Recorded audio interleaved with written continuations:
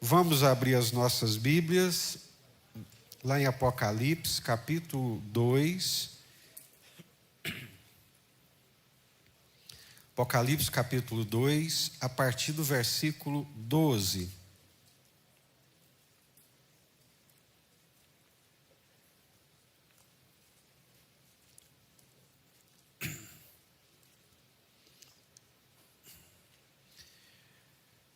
Os irmãos vão de se lembrar que nós começamos aqui pelo capítulo 1.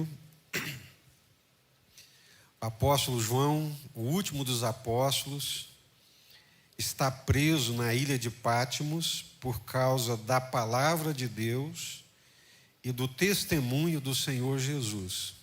Ele está ali, aprisionado naquela ilha, mas ali ele tem uma visão. O Cristo vivo, o Senhor Jesus, que ressuscitou e que está vivo para todo sempre, o Senhor Jesus aparece ali para João, na ilha de Patmos, e revela para ele as coisas que hão de acontecer muito em brevemente e outras que aconteceriam no futuro próximo. E o primeiro evento é em relação às igrejas da Ásia Menor. E nós começamos aqui pela igreja de Éfeso, depois a igreja de... Qual que é a igreja? De Esmirna, e agora a igreja de Pérgamo. Todas as vezes que você se lembrar da igreja de Éfeso, eu me lembro ouvindo uma pregação do pastor Russell Shedd, na carta de Éfeso. É uma carta que revela o que é a igreja. Então, se a gente quiser entender a igreja, o que é a igreja, se você quiser saber o que é a igreja nessa perspectiva divina, espiritual, leia a carta do apóstolo Paulo aos Efésios. Ali há uma revelação espiritual sobre a igreja. E todas as vezes que você lembrar da igreja de Éfeso, o que nós vamos lembrar dessa igreja? Uma igreja muito trabalhadora. Que mais? Uma igreja operosa, trabalhadora. Que mais que vocês se lembram? Uma igreja perseverante, uma igreja ortodoxa, muito reta doutrinariamente, não suportava os mentirosos e odiava a doutrina dos nicolaítas, a qual o Senhor Jesus também odiava. Mas qual era o problema dessa igreja? Ela perdeu o seu primeiro amor. E vocês se lembram que quando nós falamos aqui de Éfeso, eu perguntei para vocês, o que foi que endureceu o coração dessa igreja? Por que uma igreja tão laboriosa, tão trabalhadora, tão reta doutrinariamente, ela perde o que é de mais essencial, que é o amor? O que foi que endureceu o coração dela? Depois a gente fala, mas vai pensando nisso aí. E a igreja de Esmirna é uma das poucas, porque são apenas 2 igrejas das 7 que o Senhor não faz nenhuma repreensão. A igreja de Esmirna não sofre nenhuma repreensão da parte do Senhor Jesus. Nem a de Esmirna, e qual é a outra que também não sofre repreensão? Filadélfia. É por isso que a gente vê igrejas com o nome de Filadélfia, né? Igreja Batista Filadélfia. Ninguém coloca lá Igreja Batista Laodiceia, né? Por que será que ninguém coloca o nome da igreja de Igreja Batista Laodiceia? Vocês vão descobrir à medida que nós formos estudando aqui a palavra de Deus. Mas tem muitas igrejas também que recebem o nome de Esmirna.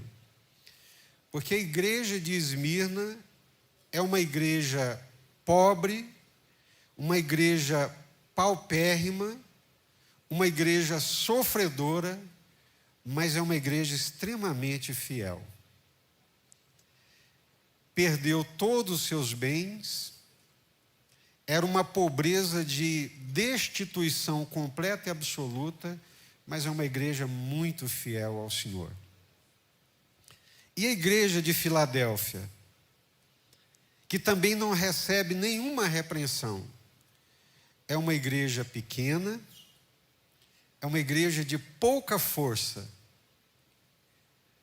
mas muito forte no Senhor.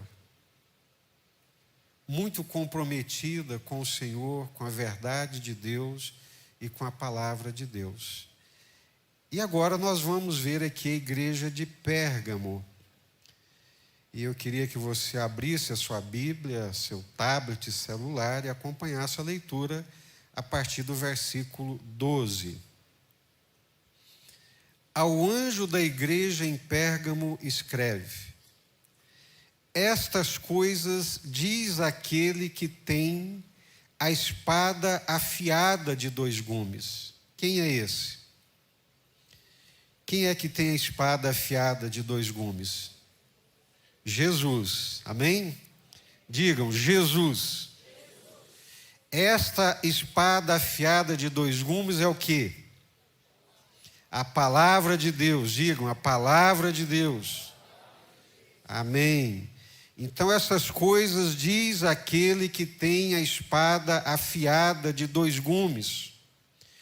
Conheço o lugar em que habitas, onde está o trono de Satanás, e que conservas o meu nome e não negaste a minha fé, ainda nos dias de Antipas, minha testemunha, meu fiel, o qual foi morto entre vós, onde Satanás habita. Misericórdia. Esse que enxerga todas as coisas, que tem óleo como chamas de fogo, que tem a espada afiada de 2 gumes, que conhece todas as coisas, está dizendo para aquela igreja: eu sei onde é que você habita. E sei que você habita onde está o trono de Satanás. E sei que conservas o meu nome e não negaste a minha fé. Ainda nos dias de Antipas, minha testemunha, meu fiel, o qual foi morto entre vós, onde Satanás habita.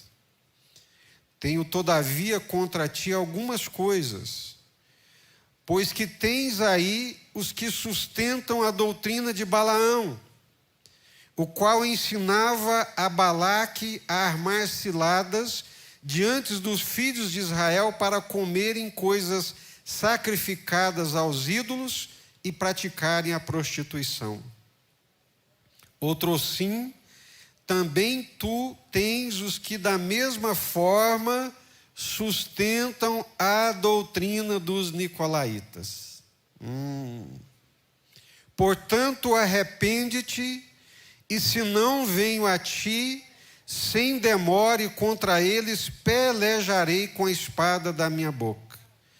Quem tem ouvidos, ouça o que o Espírito diz às igrejas. Ao vencedor, dar-lhe-ei do maná escondido, bem como lhe darei uma pedrinha branca, e sobre essa pedrinha escrito um nome novo, o qual ninguém conhece, exceto aquele que o recebe. Glória a Deus. Louvado seja Deus. Curva a sua cabeça. Vamos orar mais uma vez. Peça a Deus que fale ao nosso coração. Amém. Palavra do Senhor, ela que nos alimenta espiritualmente, ela que fala ao nosso coração, ela que ilumina os nossos olhos. Senhor, tu conheces os nossos corações. O Senhor sabe quem nós somos. A tua palavra diz que O Senhor sabe do nosso assentar, do nosso levantar. E ainda mesmo que a palavra não tenha chegado aos nossos lábios, dela o Senhor já tem pleno conhecimento. Senhor, diante dos teus olhos não há escuridão, não há nada encoberto, todas as coisas estão descobertas e patentes diante dos teus olhos. Os nossos corações, o meu, do teu povo, de cada um de nós que aqui estamos, estão completamente descortinados diante do Senhor. Nós não precisamos de filosofias humanas, não precisamos de boas intenções humanas. O que nós precisamos é da tua palavra, Senhor, da tua palavra verdadeira, pura e genuína. Então, apesar de nós, que o Senhor possa falar conosco aqui nessa noite. Apesar dos nossos corações, Deus, tão lenientes, às vezes tão dissolutos, tão distanciados, mas que encontremos mercê, graça e misericórdia diante dos teus olhos, e que o Senhor derrame, Deus, no nosso coração, aquela porção que o Senhor tem reservado para nós aqui nessa noite. Livra-nos da perturbação, do maligno, que vem para roubar o conhecimento e entendimento da tua palavra. Na autoridade do nome do Senhor Jesus, nós repreendemos as suas inquietações e perturbações, e que as mentes e corações estejam despertos para a tua palavra, em nome do Senhor Jesus, Pai. Amém. Louvado seja Deus. Eu fiquei, desde domingo passado, pensando, sobre a igreja de Pérgamo, pensando sobre essa realidade espiritual.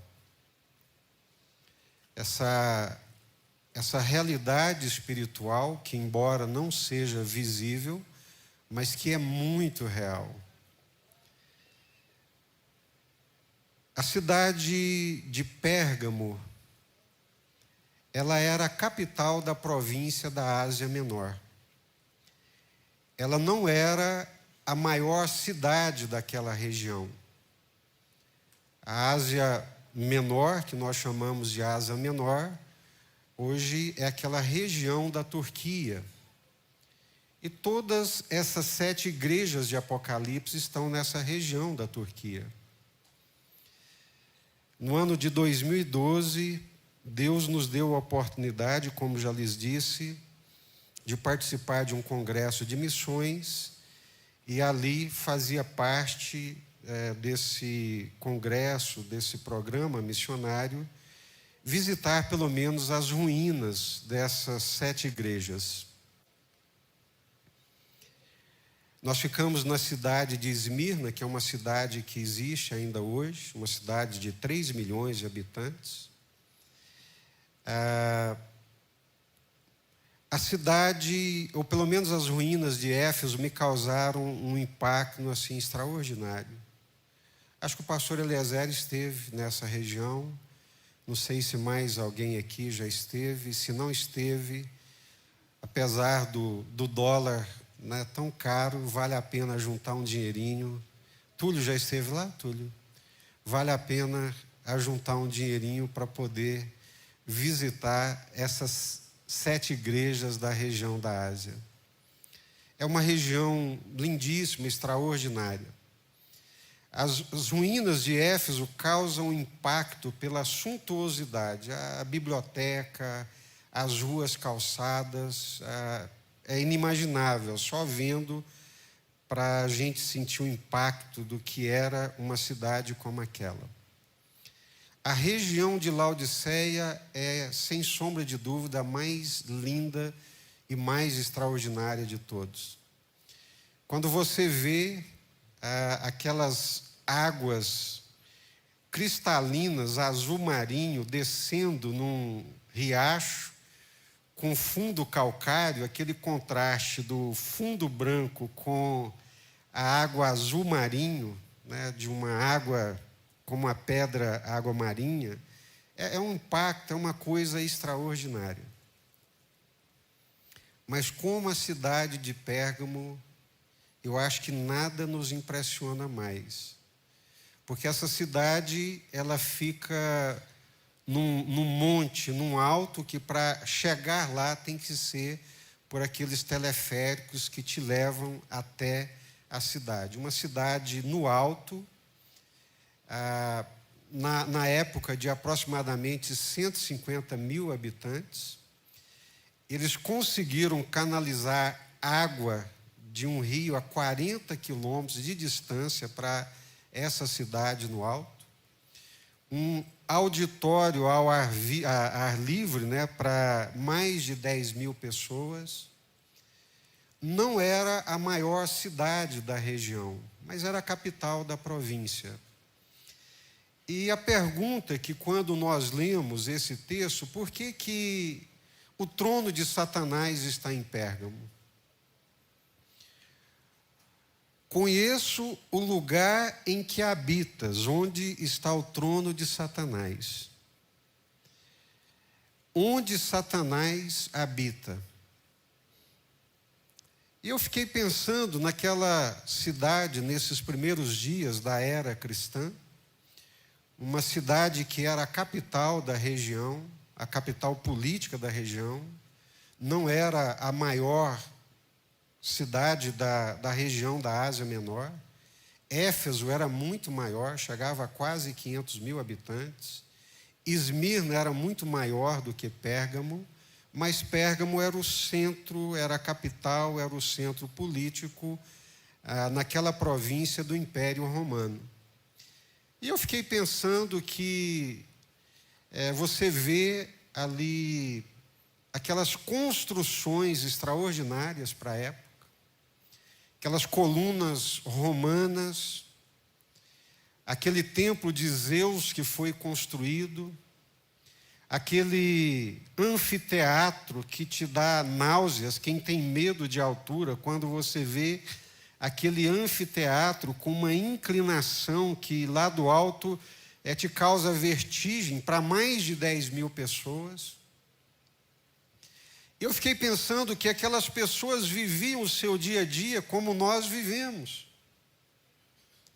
Ali haviam todos o que nós chamamos de guildas, que era um formato de sindicatos, que eram guarda-chuva para os artesãos de todas as áreas, desde os sapateiros.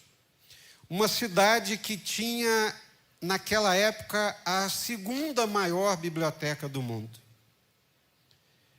A biblioteca de Pérgamo só perdia para a biblioteca de Alexandria. E um fato marcante é que, quando a biblioteca de Pérgamo começou a crescer, os egípcios, que dominavam a arte do papiro, de fazer o papel, proibiram a exportação de papiro para aquela região, especialmente para Pérgamo, para que Alexandria continuasse tendo a maior biblioteca da época, do tempo.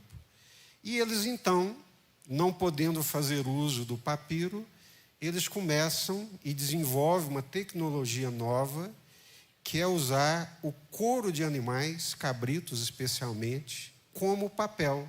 Daí vem a palavra pergaminho, pérgamo, pergaminho.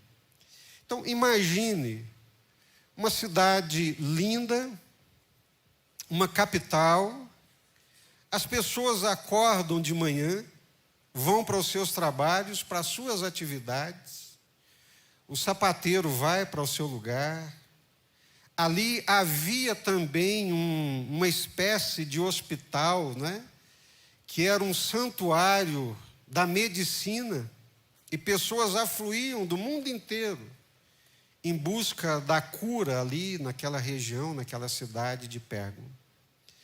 E eu fico imaginando, as pessoas levantam de manhã, vão para o seu trabalho, correm o dia inteiro, voltam para casa, convivem com as suas famílias, tudo assim, do ponto de vista natural, do ponto de vista humano, está tudo ok, está tudo normal. Eles estão indo para o anfiteatro, eles estão indo para a biblioteca, eles estão fazendo os seus negócios, viajantes chegam, governantes que vão para os seus palácios, tomam as suas decisões, está tudo assim.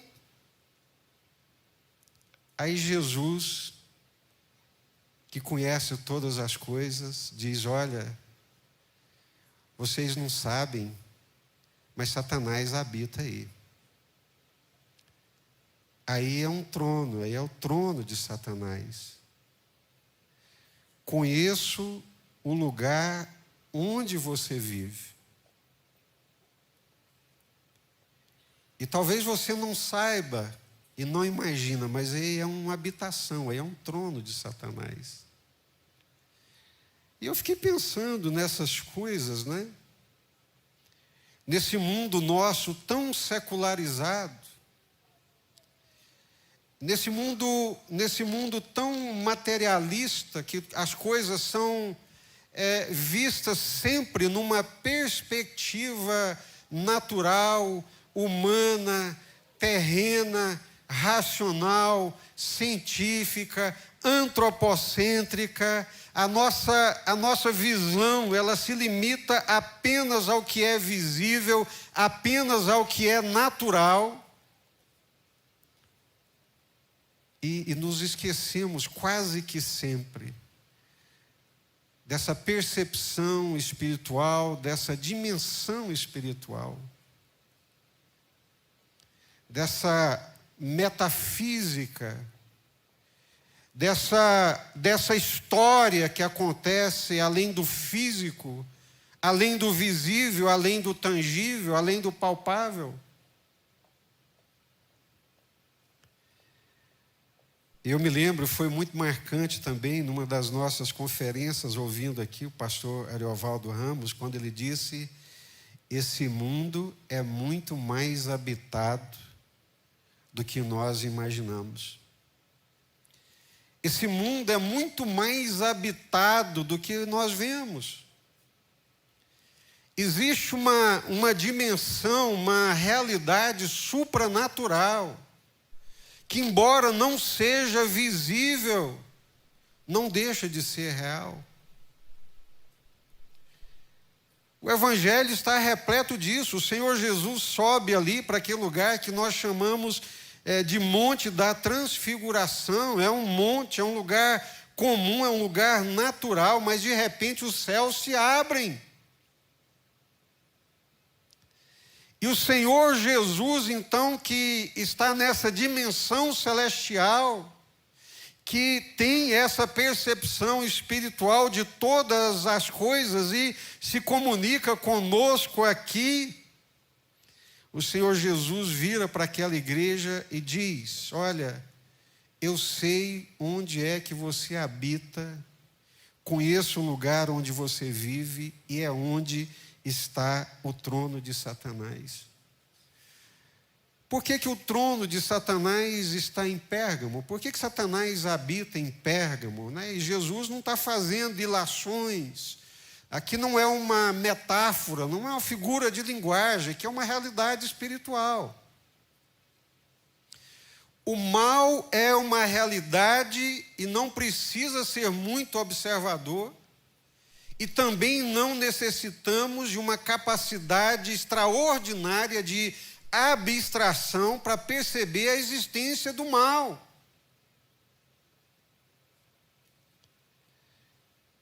Hoje recebi lá dos Estados Unidos, né, um artigo daqueles que dá nó nas tripas, né? Um pai que foi aprisionado porque abusava da família, espancava a esposa, espancava os filhos e deles abusava sexualmente. Fala, Deus do céu. Não precisamos de muita, capacidade de abstração para entender e perceber a existência do mal, que se manifesta de várias maneiras nas estruturas econômicas. Há um mal, há uma perversidade. Há uma perversidade na distribuição dos bens, a gente sabe disso. Enquanto uma parte da terra morre de obesidade, outra morre de inanição. Estamos assistindo aí de cadeira pela televisão uma nação que invade a outra. E morrem pessoas que não têm nada a ver com o ego desses governantes. Então, o mal se manifesta de várias formas, de várias maneiras, nas estruturas econômicas, políticas. Meu Deus do céu, quanta mentira, quanto engano nas estruturas familiares, nas ações individuais. E a Bíblia Sagrada, a palavra de Deus, nos diz que por trás das hostes da maldade está um ser pessoal, não é uma caricatura, não é um mito, mas é um ente, um ser real, um ser pessoal que a Bíblia chama de Satanás, o inimigo, o adversário. Essa presença maligna, esse domínio satânico sobre a cidade, trazia muito sofrimento para a igreja. Mas seria bom se a gente conseguisse abstrair um pouco e pensar mais nisso. Aquela cidade, do ponto de vista econômico, ela tinha uma pujança extraordinária. Aquela cidade, do ponto de vista estratégico e da beleza, Jesus, que cidade linda, que cidade extraordinária. Mas do ponto de vista espiritual, aquela cidade, ela era dominada. A presença, o domínio desse ser que encarna toda a maldade, essa presença demoníaca, esse domínio satânico repousava sobre aquela cidade. E eu acredito que pouquíssimas pessoas tinham essa percepção. Agora, a igreja sentia na pele. No que se refere à vida cotidiana, tudo parecia normal. As pessoas compravam, comiam, trabalhavam, a vida seguia normalmente. Mas em relação ao mundo espiritual, a situação da cidade era pavorosa. Aí, queridos irmãos, eu tenho que fazer aqui uma pontuação, né?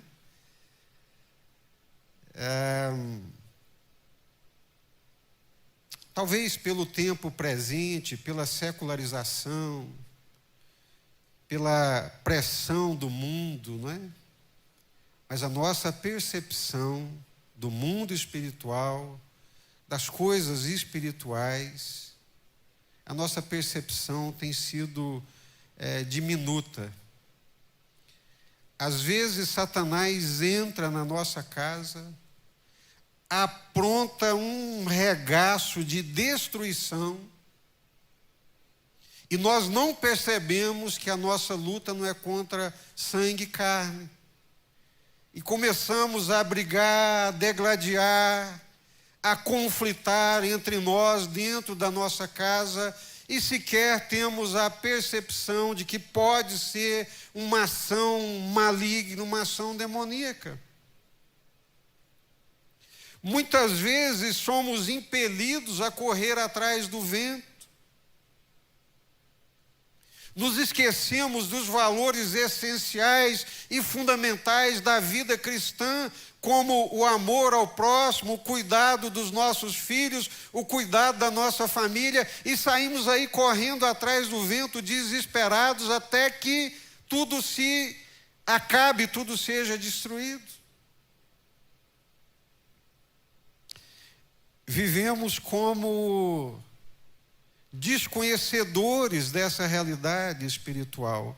Vocês conseguem imaginar comigo uma cidade não tão grande quanto Anápolis, muito mais bonita pela localização geográfica, pelo rio que passava por ali, pelas construções, aquela arquitetura lindíssima, extraordinária, o comércio pujante, a vida política, a Pax Romana, tudo extraordinário, tudo bem, mas o Senhor Jesus olha e diz: aí habita Satanás.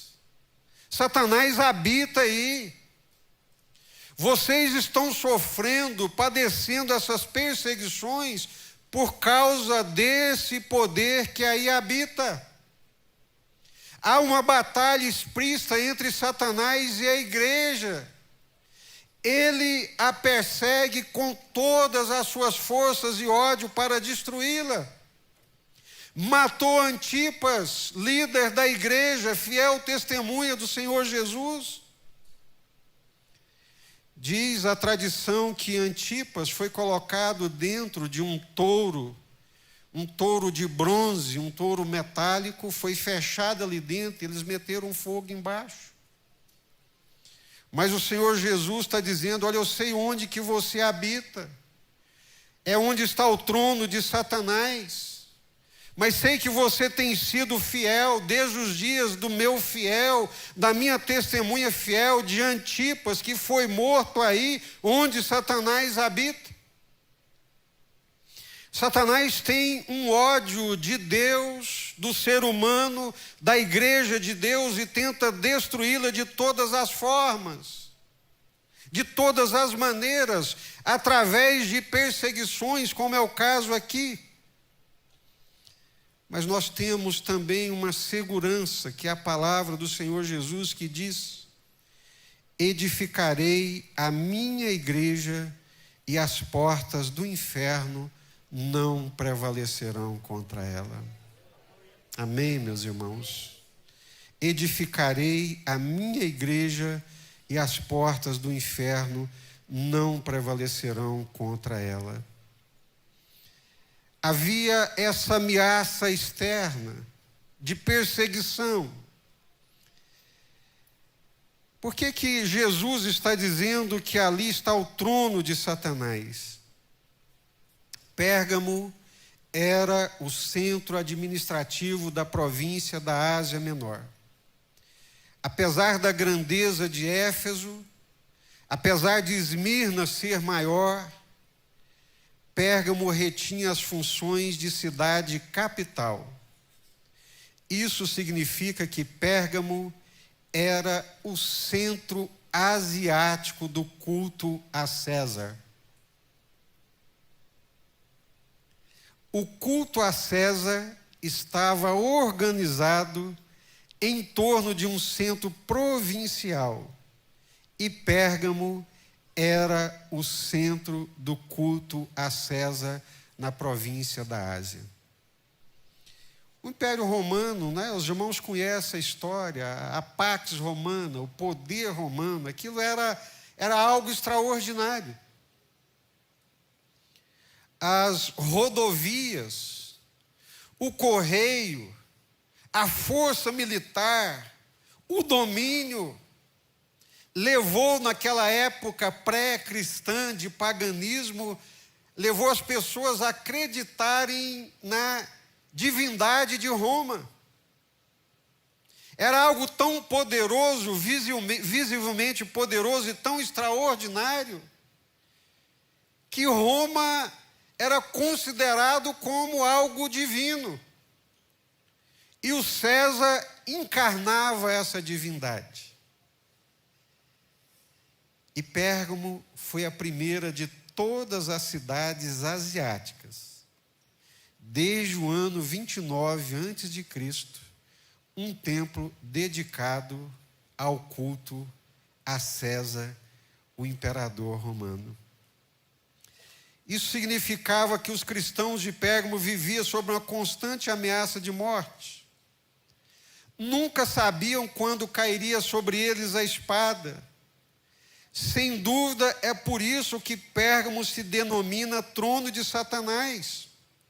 Era o lugar onde se obrigava os homens a dar o nome de Senhor a César, Para o cristão, não havia nada que fosse mais demoníaco e satânico do que isso. A primeira cidade de toda a província da Ásia a estabelecer oficialmente um culto divino, uma adoração a César, foi exatamente a cidade de Pérgamo. E todas as pessoas, todos os cidadãos eram obrigados, pelo menos uma vez ao ano, a comparecer diante do altar de César, queimar incenso e receber um ofício dizendo que ele estava em ordem com César e com Roma. Era uma obrigação. Agora imagina um crente, um servo de Deus. Ele vai lá no altar de César. Ele vai lá queimar altar para César, se curvar diante dele e dizer: Kyrios César. Nunca, jamais. Um cristão, um servo de Deus que conheceu Jesus, o único Senhor da vida dele é Jesus. O único a quem ele se curva, a quem ele se rende, a quem ele entregou a vida é o Senhor Jesus. Não é Mamon, não é César, não é Afrodite, não é qualquer outra divindade, mas é o Senhor Jesus. Daí dá para imaginar por que aqueles cristãos sofriam.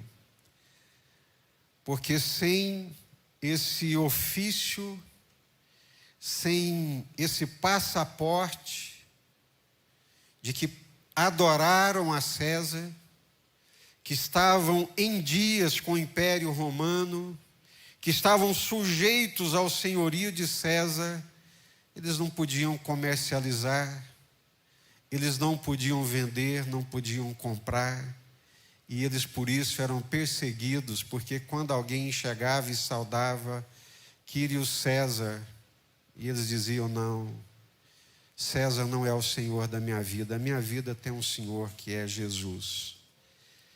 Kyrios Iesu Cristo, tu teu Senhor é Jesus Cristo, o Filho de Deus. Ele é o Senhor, Ele é o meu Senhor. E por isso eram perseguidos, e por isso que aquela cidade é chamada de trono de Satanás. Mas se haviam essas perseguições externas por parte de César, do Império Romano, da estrutura política organizada, haviam também as ameaças internas. É impressionante. O menu do diabo é farto.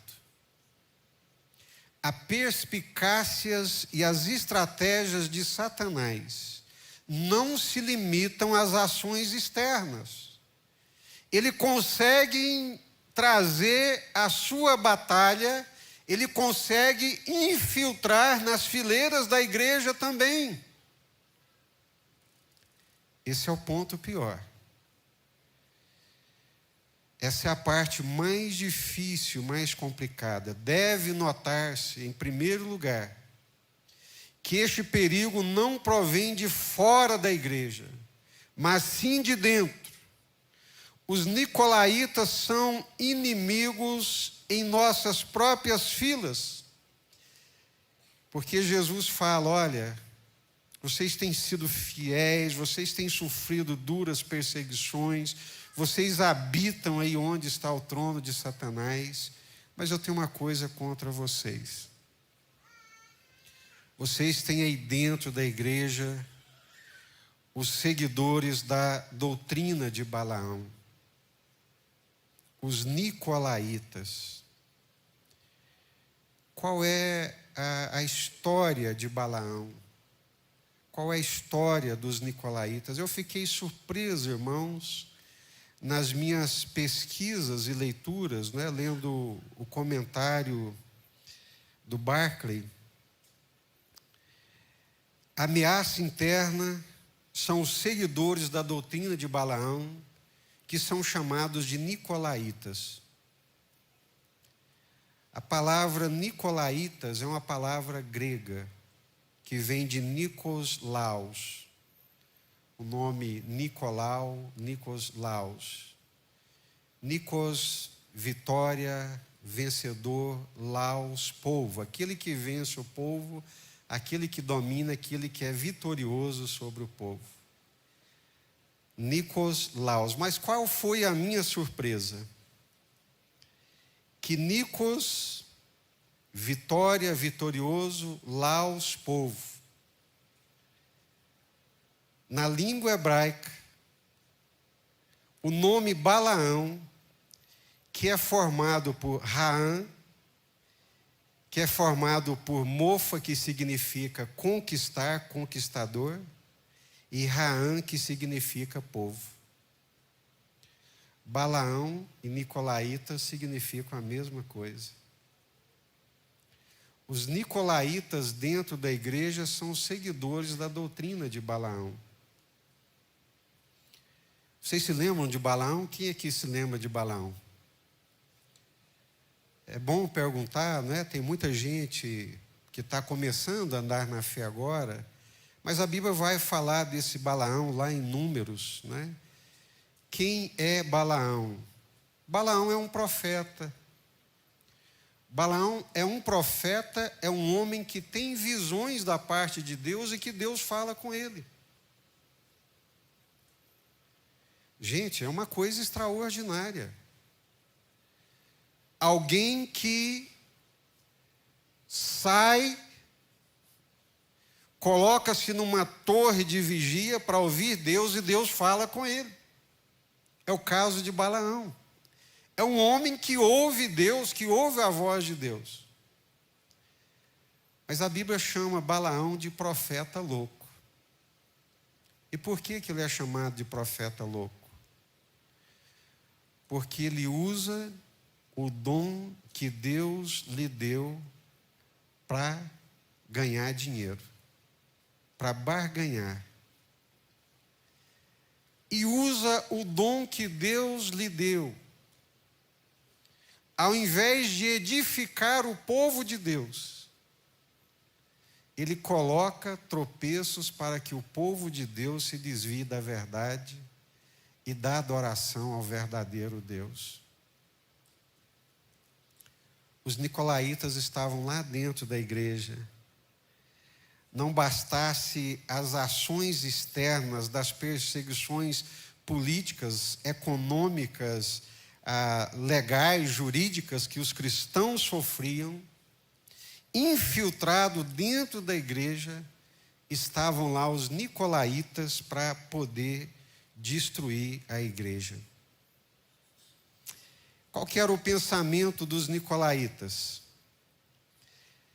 A lei perdeu a vigência, portanto não há regras, mandamentos ou normas que devemos obedecer. Temos o direito de agir como bem quisermos. Confundiam a liberdade cristã com libertinagem. É provável que esses nicolaítas, influenciados pelo platonismo, crescem na corrupção radical do corpo, afirmando que só o espírito era bom. Portanto, a pessoa podia fazer o que quisesse com o seu corpo, desde que o seu coração fosse bom, estava tudo certo, estava tudo bem. Qualquer semelhança não é mera coincidência. Eu tenho ouvido barbaridades hoje de dentro da igreja, de pessoas falando coisas assim absurdas, terríveis, dissociando a espiritualidade da pessoa de coração, do espírito com o corpo. O corpo não importa. Não importa o que você faça com o seu corpo, com aquelas partes que não vamos nem falar, porque o que importa é o seu coração, é o seu espírito. Os nicolaítas. Aí vem o pior.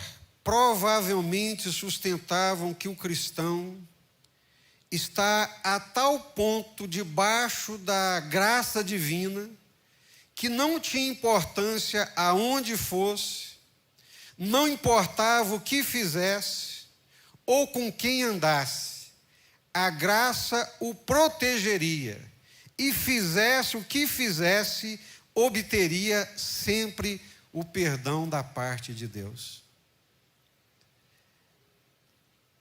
Qualquer semelhança também não é mera coincidência, gente. Isso que nós chamamos hoje de hipergraça, que a pessoa pode fazer o que ela quiser, o que ela bem entender, e que Deus está lá sempre disponível, pronto, como um servo, para acomodar a situação. Isso não é verdade. Isso é um engano de Satanás. Isso é uma infiltração do maligno nas nossas fileiras, nos dissociando da verdade, nos apartando da santidade, nos apartando do compromisso com Deus. Não estou falando aqui de legalismo, que também é pecado, mas estou falando de absurdos que vêm acontecendo dentro da igreja. Por quê? Assim como a ameaça externa, ela também é interna.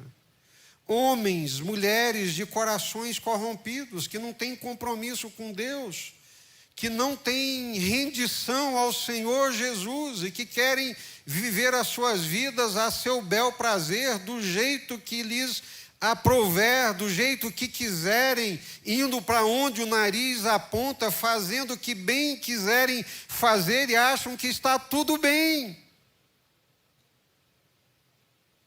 Isso é uma mentira. Isso é um engano. Os que são de Cristo, os que são do Senhor, romperam com o mundo. Os que foram lavados pelo sangue de Jesus Cristo têm vestes alvas, têm vestes brancas, têm o óleo de Deus sobre as suas cabeças. Eles cheiram, eles têm o perfume do Senhor Jesus. É uma mentira, um engano achar que com vestes sujas, com vestes impuras, poderão chegar diante de Deus e da presença de Deus, achando que está tudo bem, porque não está. Aqueles que são do Senhor foram separados do mundo, foram selados, foram santificados, receberam novas vestes e por isso podem adentrar a presença de Deus. Eu me lembro aqui do sumo sacerdote Josué, vocês se lembram? Está lá no profeta Zacarias, né? E Satanás está ali à direita de Josué, diante do Senhor, acusando Josué. E o sumo sacerdote, com as vestes rotas, todo sujo, todo rasgado, e Satanás impiedosamente o acusava diante do Senhor. Está aí na Bíblia, em Zacarias. E o Senhor diz: arreda-te, Satanás, porque este é para mim um tição tirado do fogo. Tragam vestes limpas, coloquem no Josué. Coloque um turbante na cabeça dele, porque ele é um tição tirado do fogo. Um crente em Jesus Cristo estava no fogo, era uma lenha para ser queimada, para ser destruída, mas Jesus tirou esse tição do fogo e, à semelhança de Josué, deu-lhe vestes brancas, roupas limpas.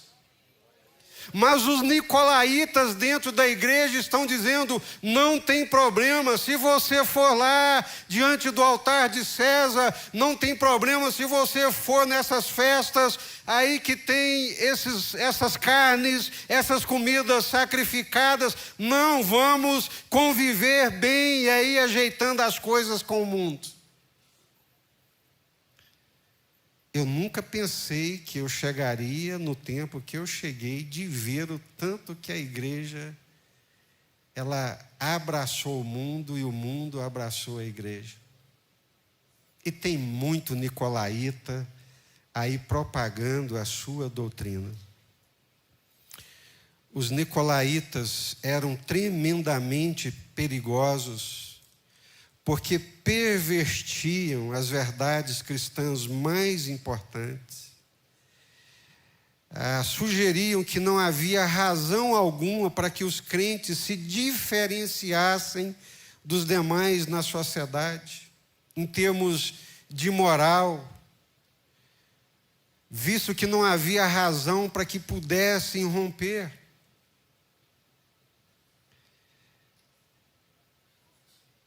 Para os nicolaítas, o seu intento era de efetuar uma aliança, um compromisso com a sociedade greco-romana, retendo tanto quanto possível de seus costumes no regime de vida dos cristãos. Os nicolaítas eram piores do que os pagãos, porque agiam como inimigos que conseguiram infiltrar-se nas filas da igreja. Os nicolaítas queriam estar de acordo com o mundo. Não queriam ser diferentes. Não estavam dispostos a tomar a grande decisão. Queriam desfrutar melhor de ambos os mundos. E não tem jeito, gente. Não tem como. Num coração não cabe dois amores. Ou nós amamos o Senhor e amamos profundamente, nos entregamos a Ele, ou nós amamos ao mundo e nos entregamos a Ele. Essa era a grande desgraça de Pérgamo e do culto ao imperador.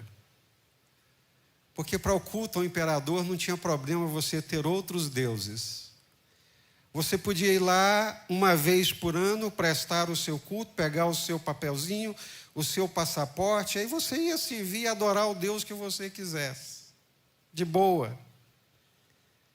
Mas o Deus, Pai do nosso Senhor Jesus Cristo, Ele exige exclusividade. Ou nós nos entregamos e somos dele, ou não somos. Deus não admite nenhuma relação adúltera, seja intelectual, seja moral. Há muito adultério intelectual. Como nós nos corrompemos facilmente diante da potestade da academia, né? Como nós nos curvamos, negociamos a nossa fé para receber os louros acadêmicos. É um adultério intelectual. Como nós negociamos a moral cristã e flertamos e adulteramos com a moral, com a imoralidade do mundo e achamos que está tudo bem. Não está, gente. Não está. Não existe essa possibilidade. Ou nós somos do Senhor, mente, coração, corpo, todo o nosso ser, ou nós não somos. Por isso que está escrito: amarás o Senhor teu Deus. De que forma? De todo o teu coração, com toda a tua alma, com todas as suas forças, fisicamente, mas também com todo o teu entendimento. Entregue a sua mente, entregue o seu conhecimento para o conhecimento de Cristo. Entregue o seu corpo para ser templo do Espírito Santo. Entregue o seu coração para ser altar de Deus. Porque não há possibilidade desse flerte, seja intelectual, seja emocional, seja físico, como se nós fôssemos seres separados, e nós não somos. Nós somos seres integrais, um corpo, uma alma, um coração, uma mente que formam um todo. Ou esse todo é do Senhor ou não é. Aleluia. Glória a Deus. Por isso que era muito difícil viver naqueles dias, viver em Pérgamo. Era onde Satanás habitava. E nós estamos vivendo como se essas realidades não existissem. Mas ela existe, ela é real. Ela é verdadeira. Eu não sei onde é que foi parar o seu coração. Mas a igreja de Éfeso começou muito bem, amava o Senhor profundamente. Mas de repente perdeu o coração. Isso é possível de acontecer com qualquer um de nós. Outros amores, outros desejos vão entrando dentro do nosso coração. E o desejo, a fome, a alegria, o amor, a sede de Deus vai desaparecendo. Aí fica só a carcaça. A alma, a essência se foi. Vamos orar? Curva a sua cabeça. Nós pedimos ao Senhor que falasse ao nosso coração.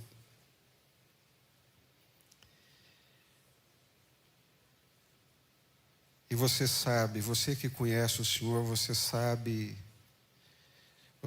o que Deus falou com você. Eu não vou fazer nenhum terrorismo e a gente não precisa disso. Nós não precisamos disso. Mas o Antipas foi tão fiel e Jesus está vendo tudo, que por causa de Jesus ele morreu. Aquela igreja era uma igreja perseguida, lutadora, sofredora, mas começou a acontecer a licenciosidade, a permissividade. Gente do céu. Na minha época eu dizia que era sapatinho de algodão, né? Que ia entrando assim silenciosamente. A licenciosidade que entra de várias formas, de várias maneiras, através dos filmes, através das músicas,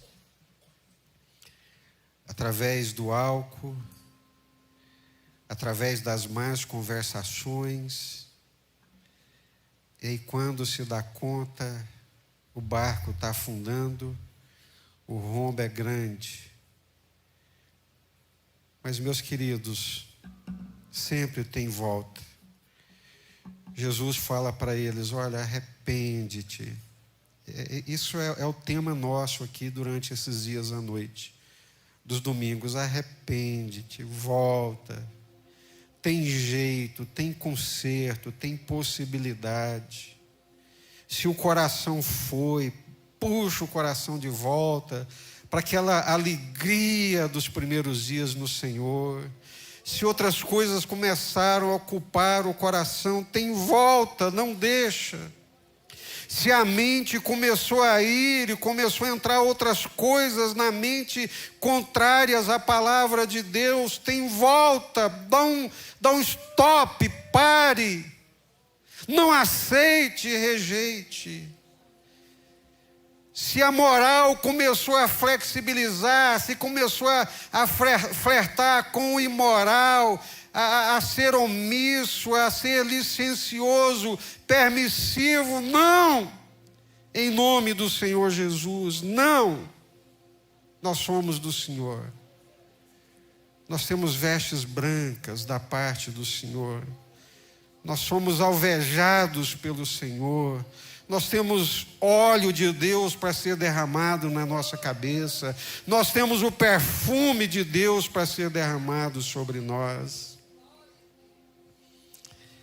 É a sua vida eterna, é a sua vida com Deus, é o seu ser completo, é o seu corpo, é a sua mente, é a sua alma, que não pode se perder para esse mundo, para esses nicolaítas e nem para as perseguições, artifícios e maldades de Satanás.